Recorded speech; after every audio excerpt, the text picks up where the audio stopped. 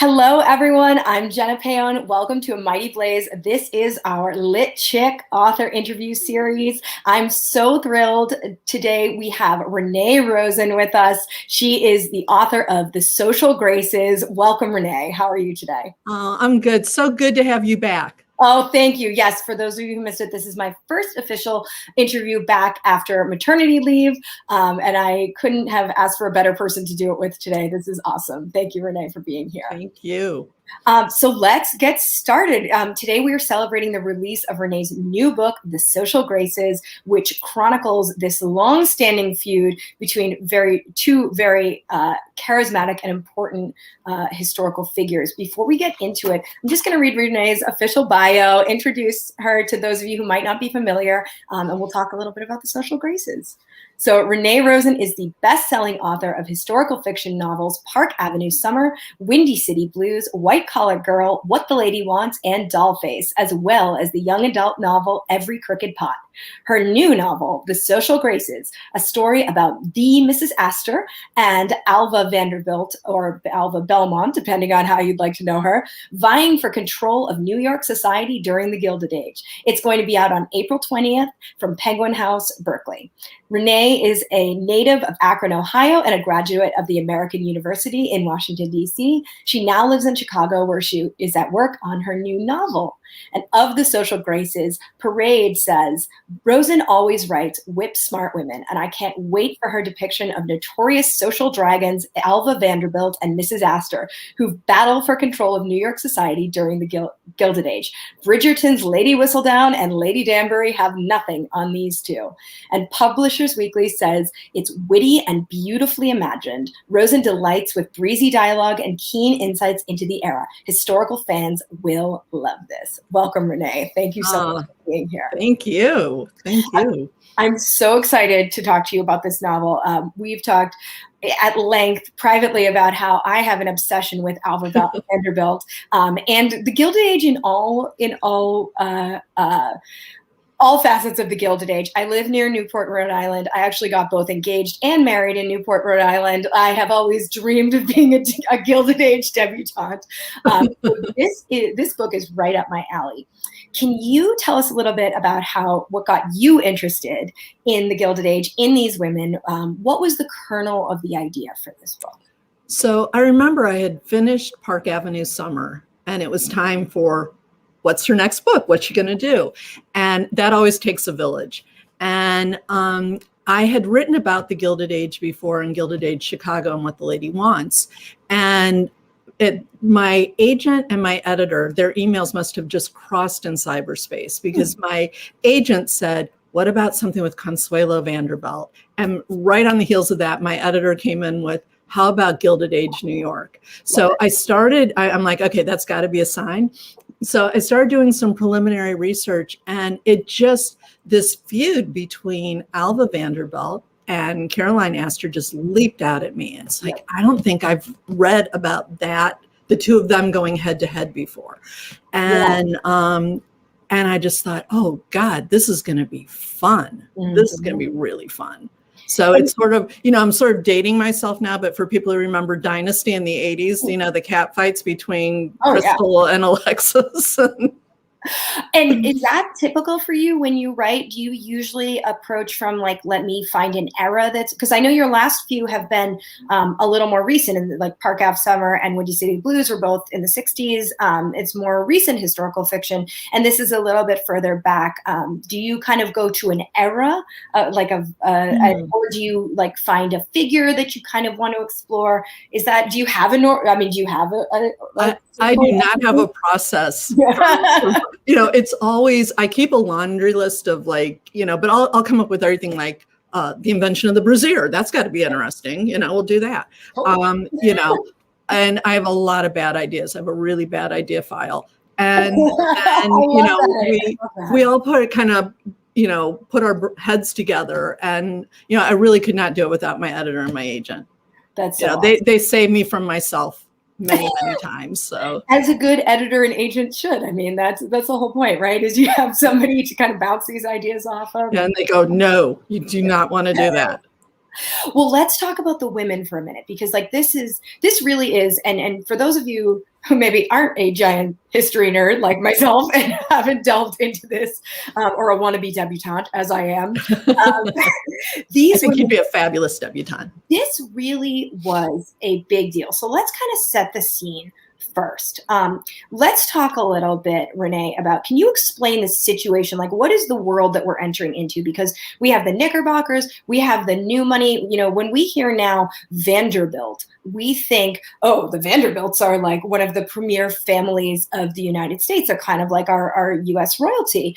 But to the Astors, they really were not. Can you give us a little context of where we So we'll get the lay of the land here. We're talking like the 1870s to the early 1900s. And for women in that time period, they had no rights. They didn't work outside the home. They couldn't vote. They were at the mercy of their husbands or fathers. They didn't have their own money. The one thing that they had was this sort of realm called society. And it sort of grew up out of nothing. You know, and we should be clear that we're talking about very wealthy women in this context. Very wealthy women, yes. And I really think the only reason these women got up in the morning was because they had a 9-course dinner party to plan, or a ball. You know, that became their purpose. It became their focus. And when you think about it, for women in that time period, society was the only realm where they could exercise any sort of influence over their lives. They determined who was on the guest list. They determined what was served, what the party favors were going to be. And society really grew out of the sort of brainstorm of Caroline Astor and her sidekick, the very snooty Ward McAllister. Yes. And we're going to talk about this. Ward is yeah. And so but within society, there were two very distinct camps. You had the Knickerbockers, which were the old money. These were people who were descendants of the original Dutch settlers of New York. And Caroline Astor was of that group. She was considered American royalty. And the Knickerbockers were extremely understated. They were refined. They had massive homes, but they were not flashy. They did not like Worth gowns. Nope. We'll talk about the Worth gowns, because the Worth gowns are a big deal too. Yeah. That's a big thing. But, you know, these women did not want to call attention to themselves.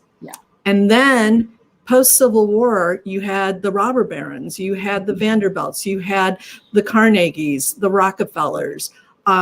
You know, and like you said, we always assumed that, my God, you don't get any bigger than that.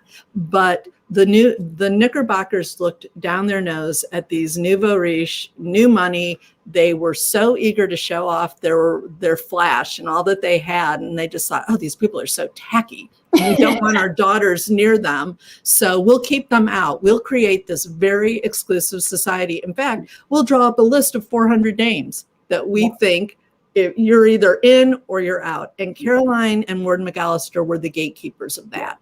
And Alva was left out in the cold, and she was not having that. So let's talk about, and let's talk about Caroline and Alva, because the great thing, so one thing I absolutely love about this book, you have 3 rotating points of view. You have Caroline Astor, you have Alva Vanderbilt, who is, when we meet her, newly married to one of the Vanderbilt, the grandson heir. Of the Commodore, of the Commodore, who is the big Vanderbilt. And then you have society, which the society is sort of like our Greek chorus. And we'll get back to that and we'll talk about that, because you use that so well. But let's talk about the women first.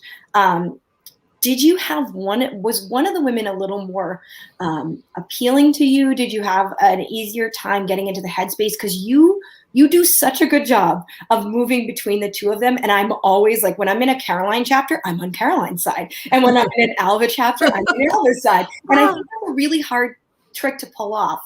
Did you find that difficult, or were you able to sort of treat both of them equally? It was so hard for me to access these women. Really? You know, I rewrote this book top to bottom 3 times before I got to who they were. And I think I found things in both women that I really identified with and admired. And then there were things that I was like, oh my God, what is wrong with you? You know, I would want to shake them. Which is the best characters, right? Like they're complex. But, you know, like so Caroline was in her prime. She was, right at the cusp. It wasn't going to get any better than where she was. Yep. And you had Alva Vanderbilt, who was younger, much more brash. She was not conventional. She didn't like convention. And she wasn't going to be told what to do by anyone. And it just set up an interesting dynamic. And I thought of Caroline as like a woman, approaching midlife and knowing this is all going to go away soon. I am not going to have this kind of power for much longer. And it made her, I think, want to hold on all the more. So I don't know. Did I answer your question on that? No, you did. And I think that, so you were talking about how there were things that you admired. Let's talk a little bit about that for a second. Like with Caroline, can you tell us some of the things that you really came to admire about her? And then we'll go into Alva for a little bit. I think neither one of these women were exactly Mother of the Year. No. But I think Caroline, there was so much loss in Caroline's life. Yeah. And she found ways to keep going. Yeah. And, there's a parallel almost between Caroline and her mother's life. Her mother had lost, I think it was 9 children. That was heartbreaking to me. And as Caroline moves through her story, she kind of appreciates why her mother was the way she was. And she displays the same sort of strength. For Alva had a vision, man. Alva did not want to just plan parties. She did them, and she did them really well.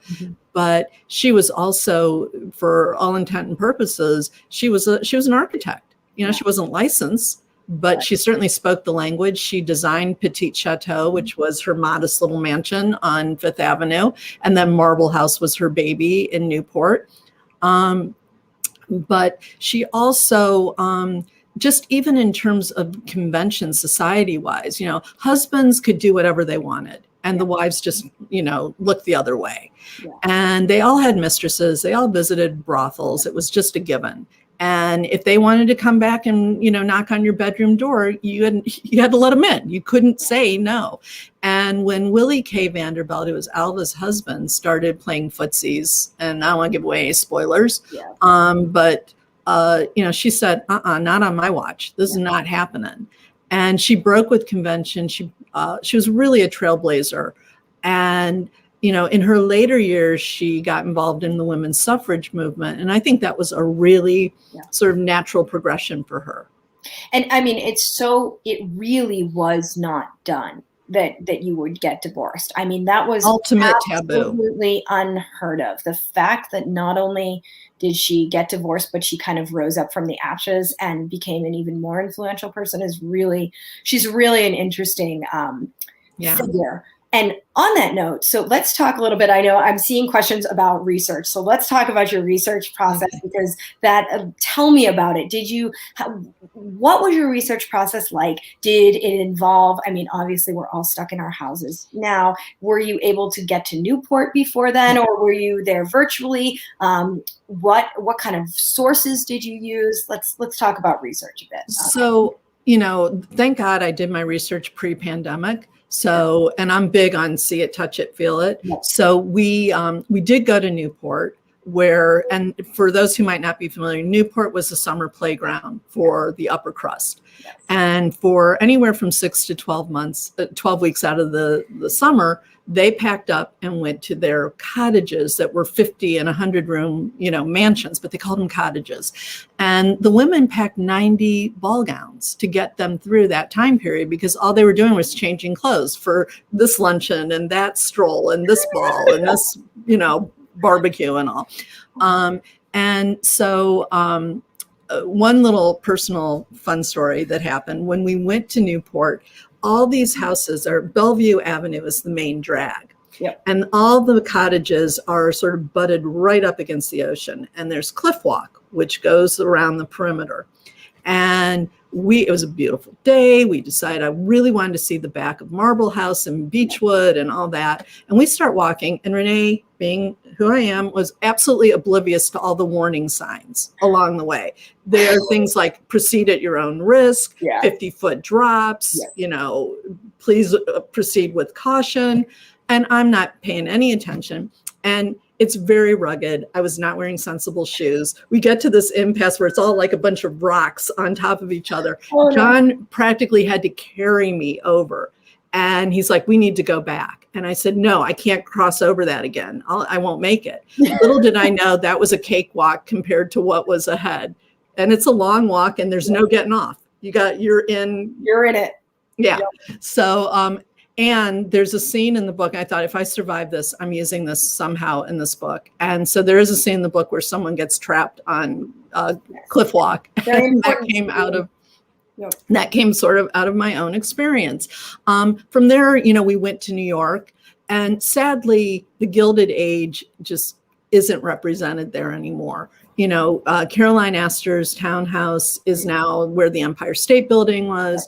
One of Cornelia Vanderbilt's home is Bergdorf Goodman. Yep. Another one of the Astor homes is, I believe, Temple Emmanuel on the Upper West Side, or the Upper East Side rather. And so there's just there's very few bones left to see. We did go to Trinity Church and Trinity Cemetery, where there's a monument to Caroline Astor. And I spent time at the Preservation Society, the Historical Society in New York. I had a stack of books like 4 feet tall of just etiquette and things that I had to reference for every scene. Like, how did they do the greeting cards and which spoon would they have used? And that's the thing. Your attention to detail in this book is it's so precise. Even the writing is really, it's gilded, like when you're reading it, the language and just the way you write, I'm shocked to hear you say that you rewrote it 3 times. This is the ultimate example of like, you make it look easy. And I know it's not easy. And I know that's the fallacy of writing books that, we wish it were easy and it's not easy, but everything from the language to, there's this sort of glittering, like you just kind of hear the tinkle of like silver and fine china. And, you sort of hear the orchestra strumming as you're reading it. It's really just a delightful, immersive experience. We have a good question from Margaret Pinard. What's your favorite etiquette book for 1890s USA? Do you have a favorite etiquette book? Yes. There's one. It's What Would Mrs. Astor Do? What Would Mrs. Astor Do? And it's fabulous. It's got all kinds of little tidbits in it. And it's really... it's just loaded with stuff that you would never believe somebody was preoccupied, that preoccupied their day. I mean, but as you've mentioned, as we talked about before, this was really the only avenue where you could exert. It was your job. It was your job, and your job was to be a hostess. And your job was, I honestly, personally, my family's a long, long way from the Vanderbilts and the Astors, but I remember even my great aunt kind of sitting me down at one point when I was 9 years old and being like, you need to learn how to serve tea because this is what women do. And I was like, what? Is this a thing? That was, that was a very... That was, and, Caroline really approached society like the CEO of a company. That's how she ran it. And so much of that came from Ward. Let's talk about Ward for a little bit, because Ward is this super interesting character. Can you tell, Ward was a real person. Can you tell us a little bit about Ward McAllister and how he sort of was pulling the strings and everything? Yeah. So Ward McAllister was just this quirky little self-proclaimed tastemaker of the day. Mm-hmm. And he would call out the hostesses for frapping their wine insufficiently. He was the frapping your wine, that was my favorite line in the whole thing. And the quotes in the book, so many of them are actually from Ward McAllister. He was just a really persnickety little guy who had an opinion about everything. And he actually was not all that wealthy. He married a woman who was very wealthy. Mm-hmm. But he became Caroline's sidekick. And the two of them were the gatekeepers. Mm-hmm. And he just had a very particular way that everyone should do things. And much to Caroline's horror, he did publish the 400 list in the New York Times. And that sent everybody into a tizzy, because if you weren't on that list, Yep. you were mortified. And in fact, when Caroline would have one of her balls, if you weren't invited, you found a really good excuse to either be out of town or stay at home with all the lights off. So people would think you were out of town, Yep. because if you weren't there, there was something wrong. And there's a lot of that. Gordon McAllister wrote a tell-all. He wrote this memoir, Society as I Have Found It. And maybe he didn't use names, but there was no disguising who he was talking about. And he basically offended all of he certainly offended Caroline. He offended, all these followers. He became a social pariah in his own light. And he just sort of did himself in. But he loved talking to the press. Mm-hmm. Caroline never talked to the press. Ward couldn't wait to get into the papers. He was a media whore, Yeah. But he was a really fun character to work with. I love that. He's so interesting. And the 400 and everything like that. We're sending lots of linking. Oh, I love this. Laura Whitmer just said, before social media, there was still lots of social pressure. And I think that's so true, especially in this context. One of the things I do, it really wasn't all shrimp forks and frappéd wine, though, as of course we kind of wish life were. But I'm just kidding. But there was an interesting thing in this, in that the women did have, if you were a society hostess, you did have some level of control over your husband. At one point in the book, without giving too much away, Caroline is basically put in a position with her husband, and she kind of thinks to herself, and Caroline is interesting because she actually had her own money. She was an heiress and she didn't just marry money. And she had money of her own, so she didn't have to ask her husband's permission. And she also had some control over him. She could have kind of ousted him from society if she chose. Yeah. She could have had him denied by gentlemen's clubs and things like that. She could have made his life really hard. Yeah. And Alva also made her husband's life really hard, and kind of created all these things. What do you think? So what about that dynamic of that power struggle? At one point, Caroline, I'm going to bring it back to the question in a second, but Caroline says she's having a conversation with her daughter, Charlotte, and Caroline's kind of thinking to herself, and she says, they were two sides of the same coin, two women looking to bring meaning to their lives, even if that meant they had to invent it out of thin air. And that, to me, really is kind of the crux of the book. Can you talk for a little bit about why the idea of these women, in general, trying to find power? I think it's something we're all still doing today. Why this dynamic was so interesting to you. You always tell stories about strong women. Can you just talk a little bit about why that's an important thing for you to do as a writer, why that's part of your mission? I don't know that I even think of it consciously. Who wouldn't want some control in their life, some say in their destiny? Yeah. I believe in fate and all that, but I also believe in we make our own luck. Yep. And, Titanic. So these women, when you start working with a character, I literally just pump enough life into them on the page, and then I follow their lead. Yeah. I have learned that if they want to go left, let them go left, and you'll learn why they went left instead of right in 60 pages.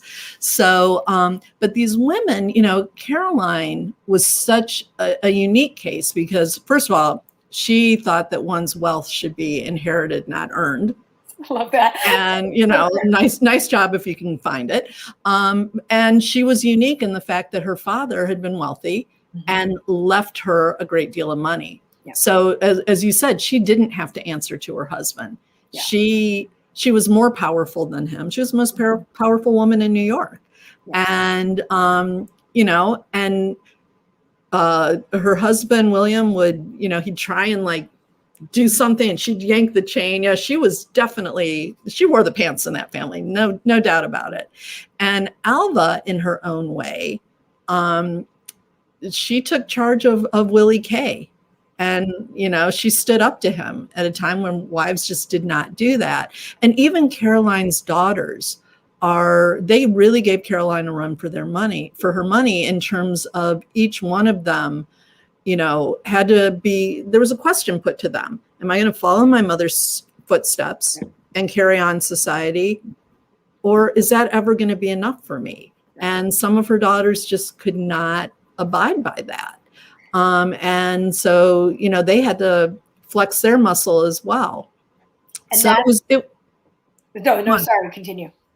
No, I just, that to me, I didn't consciously sort of plant that in there. That was just where those characters wanted to go. Yeah. So I just took my hands off the steering wheel and followed them. And that's, you bring up the topic of them being mothers. And we had said, neither of them is Mother of the Year. Sure. Can you talk a little bit about, because both of them had serious conflict with their daughters, yes. particularly around marriage. Yes. Because marriage was really the one choice that you got as a woman. And by choice, I mean, it was the one big thing that you could do that would determine the rest of your life, even if you particularly didn't have the choice in. Right. And often that backfired, as we see with both women. Can you talk a little bit about the dynamics between both Alva and Consuelo and Caroline and her many daughters, and why those were interesting relationships to you to explore? Okay. We'll start with Caroline first. This whole notion of marrying for love was a completely new concept to her. Yeah.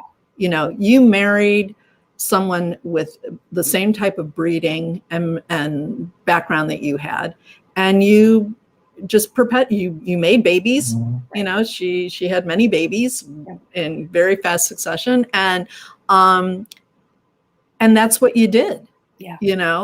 And so when her daughters started, when Emily falls in love with this James Van Allen, who is, I had a lot of fun with him too. He was a guy who spoke with a fake British accent, even though they all spoke with that really affected mid-Atlantic accent. Yes. Anyway.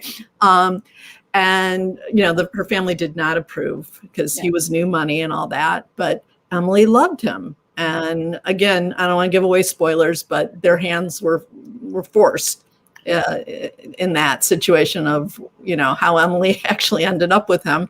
But, each one of her daughters sort of went about finding a partner. One of them really wanted to please her mother. Mm-hmm. One was like, I cannot marry who you want me to marry. I've been talking about the rest of my life. And that was a very new concept. And, so that was sort of Caroline's struggle with her girls. But then if we get into Alva, oh my God. So Alva had one daughter, Consuelo, and so much has been written and explored about Consuelo. But Alva made her wear a steel pole in her back to correct her posture. And, Alva was very disappointed in her nose and things like that. But Consuelo did find a gentleman that she really thought she wanted to marry. He was quite a bit older. And Alva really wanted her to have a title. Mm-hmm. And basically ends up sort of selling her to a duke. But as one does. Yes, of course.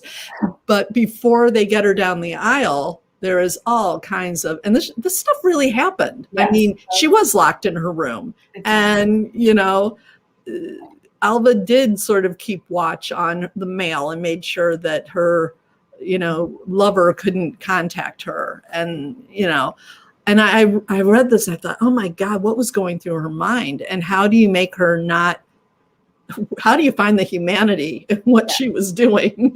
Why did she do that? Yeah.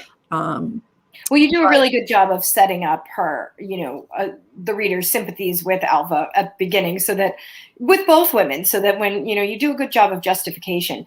Did you have to, and in general, you're working with real people, as we said, real situations. How do you balance what really happened and telling the story that you need to tell? This is one of the challenges, I think, of historical fiction, and you do it so well. How do you trust that, like, okay, this is a place where I need to step in and invent something because I need a justification, or versus I really need to stick to how this was? Do you have, any sort of process that you use to help you decide how to proceed? in those Well, situations? I do not outline, and my life would be much wow. easier if I did. I don't know where I'm going from one page to the next, from one scene to the next. I don't know how things are going to end. And I write in layers. I do many, many drafts, many layers. And it's just sort of a gut feel of where something needs to happen. Yeah. And I lose a lot of sleep going, did I go too far? Did I, and I always do an extensive author note in the back, because I feel like we owe that to readers to say, this is where I took creative license and this is why. Because at the end of the day, I'm not writing narrative nonfiction. I am trying to tell a story, but I also try to stay as close to the facts as I can. Mm-hmm. Sometimes I have to move a timeline. Otherwise, we'd have a 2,000 page, really boring book where I'm treading water for, trying to get from one year to the next.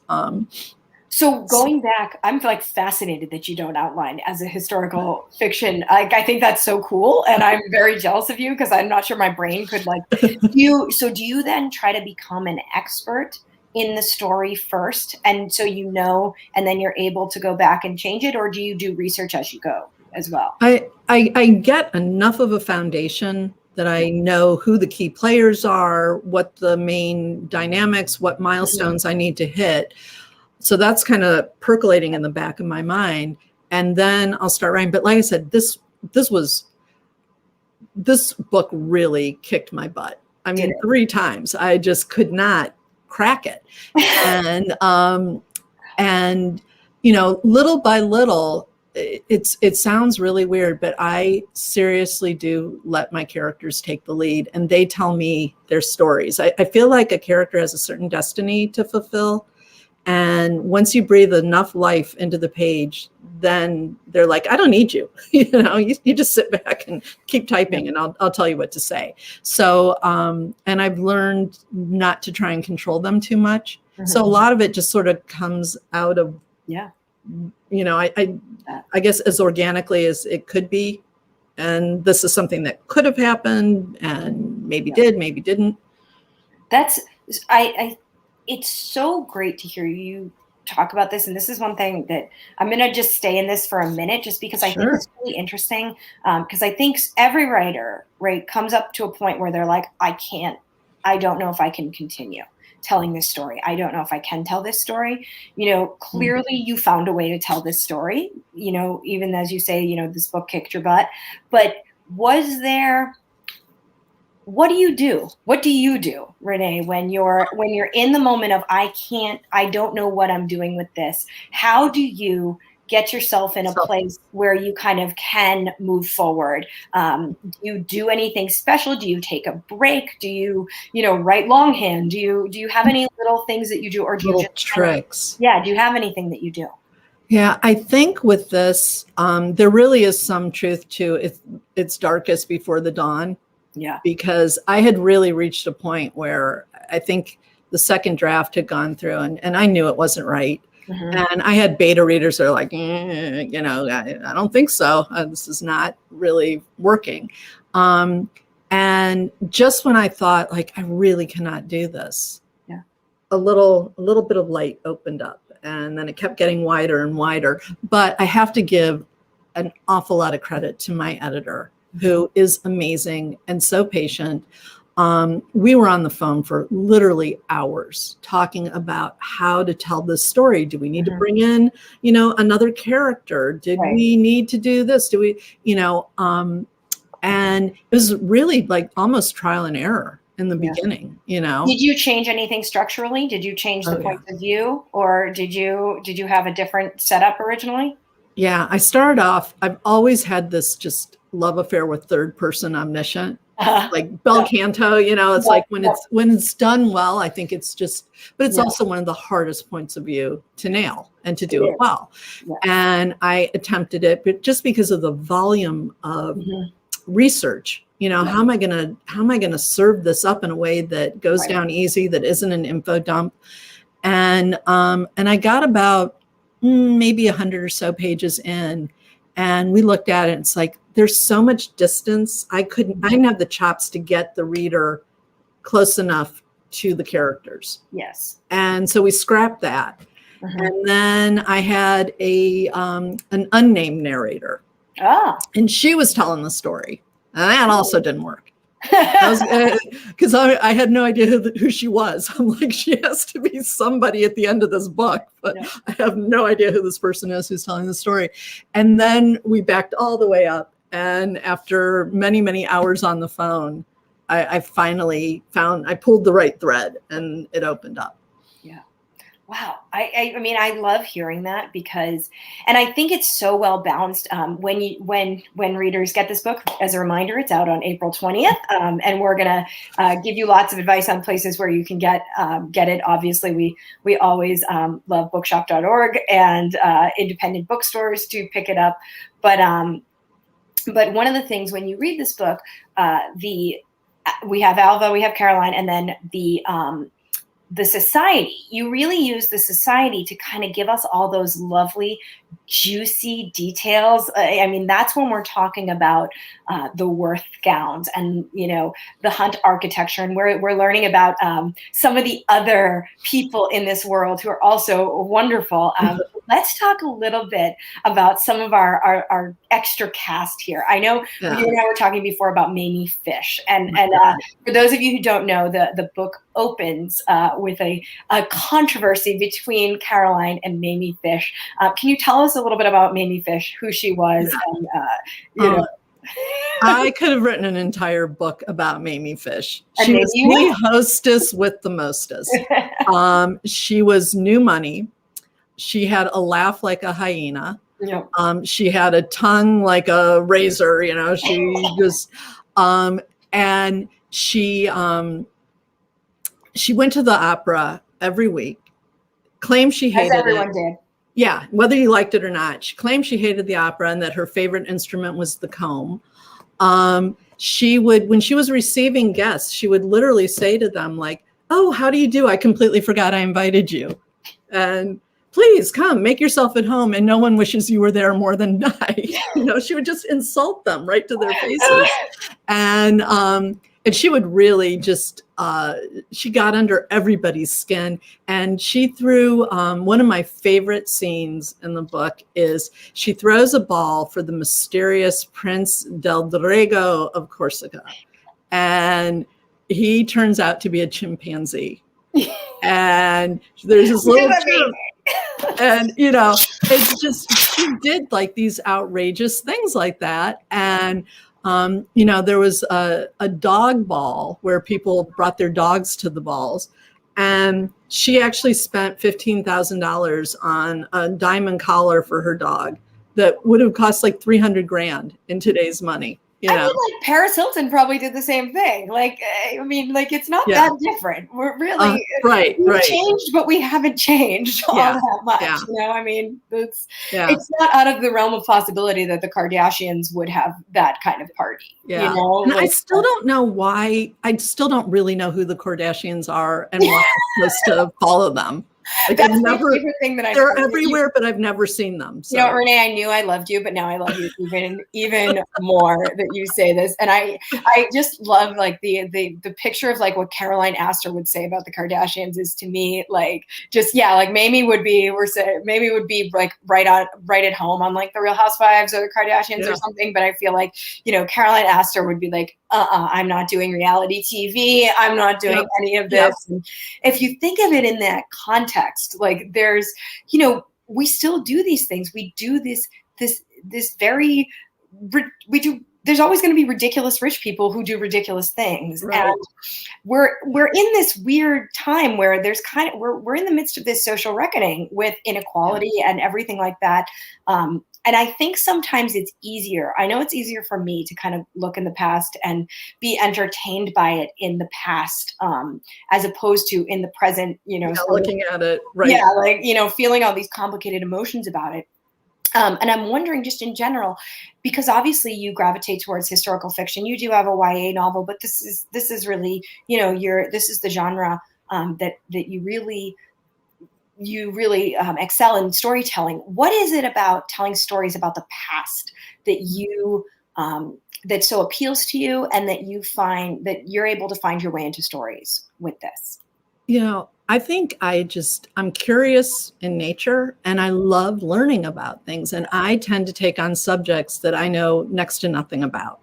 And that way, like the blues, I did Windy City Blues, which was the birth of the Chicago blues sound, intertwined with the civil rights movement. And I knew nothing about the blues. And now I just love that music. And I mean, you're a musician, we wouldn't have rock and roll if we didn't have the blues. No. So I love taking on something new. I love, I don't think I could ever do a series. I admire people who do series, but I sort of need something completely unknown to me to get involved in. And, I've always loved old things. Like if it were up to me, I'd still be writing on a typewriter, and it would be a typewriter. Hey, you still can. Go for it, girl. Was there anything, so Windy City Blues introduced you to the blues. Was there anything that the Social Graces, what this project introduced into your life that you'll carry forward with you? I think just an appreciation for how far women have come, and a sense of gratitude for having other outlets. We had Edith Wharton. She was able to write, and she was definitely part of the upper crust, but that she was like the only one. So we still have a long ways to go, but we should not take our freedoms for granted, and keep driving forward. Well said. And that's, and you have a Wharton-esque, I mean, the society is very Wharton-esque in the way that you introduce it. And for those of you, you also can visit Edith Wharton's mansion out in Western Massachusetts. We do want to just make everyone just really quickly aware of all of our fabulous producer, Julie Gerstenblatt, is linking to a ton of different sites in the comments. She's looking to the Newport Preservation Society. Renee, you're doing an event with them soon. Do you know when that is? Yeah, it's April 27th. It's with an unlikely story. Great. And it's free to everyone. Please join us. We're going to take a virtual tour of Marble House and some of the other cottages, and I think it's going to be really fun. We'll be talking with the head of the Preservation Society of the Newport Mansions. She's got lots of information and stories to share with us. So, and you can find all that good stuff on my website. And yes, and we'll link to your website and to your socials. Feel free to join us. The more, the merrier. Yep. Everybody, please make sure you follow Renee Rosen on Instagram, on Twitter, on Facebook, and keep up to date. Check out her website. Pre-order The Social Graces. We're not done yet. I'm just popping my little. You're just plugging. I'm popping my little plugs in right here. But yes, if you have never been to Newport, Newport is probably the closest thing we have in the U.S. to a something like the Loire Valley or the castles of Britain. Like these homes are stupendous, and you're really correct. And the Vanderbilts have the Breakers, which is the biggest house, and on the block. It makes Marble House look like a closet, Yes. And Marble House is so opulent. And after that, when Alva divorced her first husband and became a Belmont, who was her husband's very close friend, she moved to there was a different home called Belcourt Castle, which is now a privately owned home. It's actually owned by the woman who began the Alex and Ani brand. Up until a few years ago, you could still tour the castle. The home. I'm very grateful that I got to go and tour the home before that happened, even though the woman who owns it is doing a beautiful renovation, and she actually chronicles her renovation because she is redoing the home in the spirit of Alva Belmont. The owner of the house who sold it to her said she believes that this woman is actually like the modern day version of Alva Belmont. So she feels very, very good about this woman being the caretaker of this home. But obviously, we're all looking forward to the day when we can re-enter the world. Until we do, Renee, if you could have chosen, I'm going to ask you, ready? Are you going to choose Newport or Manhattan at this time to go visit in this era of, would you have chosen the summer season or the winter season, and why? Ooh. Newport is spectacular, just spectacular, but I have a complete love affair with Manhattan. I lived there for a short period of time, and there's something so magical about that city. I feel like I want to master it, I want to go down to the village and not get so turned around, I don't know. I think I would have, I'm not a big opera fan, but I think I would have liked being able to, I think I would have picked New York over Newport. But it's a tough choice. I love that. What about you? What would you have done? Oh, Newport, 100%. I would have had I want the 400 gowns and how many did they do? 90 gowns? They did 90. You 90. You could have had more in the winter. Yes, I want, and we have to talk about these Worth gowns for a minute, because these Worth gowns, this is the couture of couture. Can you tell us a little bit about who Worth was and the dresses? So he was a French designer, and every year women, sometimes twice a year, would set sail for his shop and get their entire wardrobes done. And he had live mannequins that would come out, and the models and display, and you picked what buttons you wanted and what gemstones you wanted, and I'd like diamonds on this and rubies on that and sapphires down the side. And Caroline asked her, who did not like Worth gowns in the beginning, she thought they were really tacky. She came around. Oh yeah. And then she's like, more diamonds. I need more diamonds here. And, she gets sort of moored in some of her outfits where she can't get up because she's so weighted down by the gold and the diamonds and everything. Yeah. But these gowns were meticulously packed with all kinds of tissue paper and folded just so, and came over in steamer trunks so there would be no wrinkles. They all had ladies' maids that just kept their closets. That was a full-time job, was keeping track of their closets, and also a log of what they wore when, because you didn't wear a dress twice. Yeah. Some of these costumes that they went to the balls and they were never seen in those again. Yeah. But kept track of the jewelry and the parasols and the hats. And, in Newport, the average woman went through about 6 or 7 pairs of gloves a day because their hands would get sweaty and they had to, tweak them out. And they couldn't swim in bathing suits, like you do a wonderful job of describing the costumes. The swimming costumes were made of wool and they were long and they included socks. And, and you couldn't swim in them, you'd drown, you could wade in the water a little bit. There's a great story at the Breakers if you go and do the tour about one of the big Vanderbilt, one of the older Vanderbilt gentlemen who used to go out and go to the beach, and he would sit in an inner tube and smoke his cigar. And I always have this image of him whenever I see Newport. I'm like, when all this is happening, like this guy's just like out in the sea, like smoking his cigar, and like, the poor women, like they got none of that, like this. Yeah. But we're almost out of time. I do want, if anyone has any questions for Renee, please pop them into the comments right now. I'm going to ask just a couple quick more of my own, and then we're gonna say goodbye for today. But Renee, favorite character in the whole book?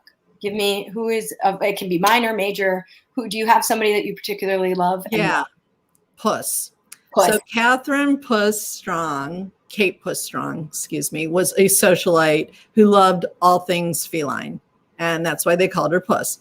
And she actually had a taxidermied cat. This is real. She had a taxidermied cat made into a hat that she wore to a ball with real cattails sewn into her dress. She kind of never went anywhere without a cat. And I was just so tickled by her. I just really got a kick out of her. Nothing like a dead cat hat. Like, exactly. I mean, I love cats. I have a cat. That's a little creepy. Yeah. And are you, and all right, we've got, you know what? I'm going to ask that in a second. Team Alva or Team Caroline? Team Alva for the latter part of her, for the post Willie K days, and Team Caroline for the beginning part. Nice. I like it. I've got to do a split. I'm in full agreement with you. I'm like totally in full agreement with you on that. And, you know, just Shonda Rhimes, if you're out there and you're watching today, we just want to say, like, we need the Gilded Age show, like, because I can't wait for Bridgerton season 2. So, and now that the Duke is gone from Bridgerton, like, I'm gonna need some hot Belmonts and Vanderbilts, and, like, you know, like, I need that from your mouth to her ears. So Shonda, just like hit Renee up. At her, let's get this going. Let's make it happen, because I want to go to the premiere and wear my dead cat hat to the premiere. And, what are you reading right now? We have questions. What am I reading right now? I just finished The Women of Chateau Lafayette by Stephanie Dre, which should be required reading. It is amazing. 3 women, 3 wars. And it's so beautifully done. I'm also just finishing up Karen White's new book, The Last Night in London, which also comes out on the 20th, and it's fabulous. Gotta love her. I don't even know how she does it. She is so prolific. And I've been reading some arcs. So a book to keep on your radar is A Most Clever Girl by Stephanie Thornton. It's if you watch The Americans, this is a Cold War spy. It's so well done. I just loved it. So, can you tell us what you're working on right now? What you're working on next? Because I know you're already working on your next book. I am. I don't have a title for it yet. So if anybody has a title, please bring it on. We need titles, people. But it is the story of the cosmetic icon Estee Lauder. Oh my God! How because she actually started out wanting to be an actress. As we all do. And then she started making like face lotions and creams in her Upper West Side apartment in the kitchen, and then started hawking them at, at beauty parlors all over Manhattan. Mm-hmm. And she also told people that she, was born in a castle and grew up in Austria. She grew up in Queens. So there's a lot of fun stuff. And I introduced a fictional character who is an assistant cosmetic buyer at Saks Fifth Avenue. Oh. And so it's sort of their friendship, and I'm having a lot of fun with it. I really need a title. Renee, you're like my soul sister. I always feel like I want to read a book about this. And I like when you say that, I'm like, I didn't know I wanted to read a book about Estee Lauder, but like I definitely want to read a book about Estee Lauder. And I'm very excited to read that book written by you. You do such an amazing job. Congratulations. The Social Graces really is just a beautiful, whimsical, elegant book. It's so delightful to read. I in my mind, I am always a woman in Newport, like in a white, like, beautiful gown and like in my parasol and everything. So you are tapping into my reader fantasies of this. So thank you so much. Can we thank you. Can we just do you have an independent story or outlet that you want to plug for where people can buy the book? Yeah, your local indies, bookshop.org, huge fan of that. IndieBound. I have so many favorite indies. I can't single out just one, but definitely go out there and support your indie bookstores. You can order online. They have been so nimble in adapting to COVID, and they need your help now more than ever. Yes. And please pre-order The Social Graces. It's out on April 20th. We don't have much longer to wait. And we're so excited for it. Renee, thank you so much for being here today. Thank you to everyone for joining us. We've had an amazing discussion in the comments. I have been keeping tabs on it. You're all so witty and clever, and we love our Mighty Blaze community. You guys are amazing. And thank you for being here with us. Thank you to Julie Gerstenblatt for running everything behind the scenes for us and producing and keeping the convo going. Renee, last question. Are you doing any in-person events? No in-person events as of yet. I'm just not, I'm 2 shots in, but I'm not quite ready to. Yeah. Understandable. But maybe some later in the summer. We are all going to put on our best Estee Lauder makeup for your next premiere, for your next book release, and we can combo them. We'll wear our dead cat hats and our perfect red lipstick, and we will be there, probably next summer, maybe, for that book. That would be fun. There we go.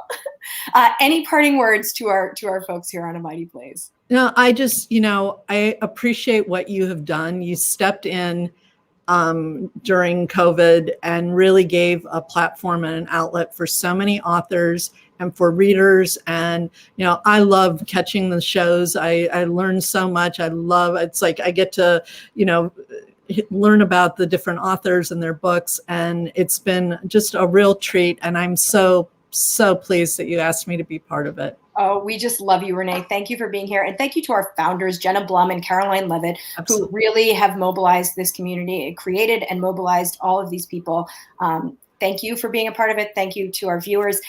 Stay tuned. We have more great programming today. We have our Friday Frontliner series coming up. And I'll be here every Friday at noon with Lit Chick.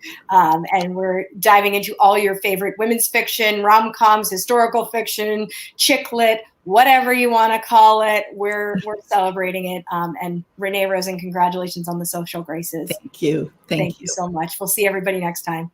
Bye.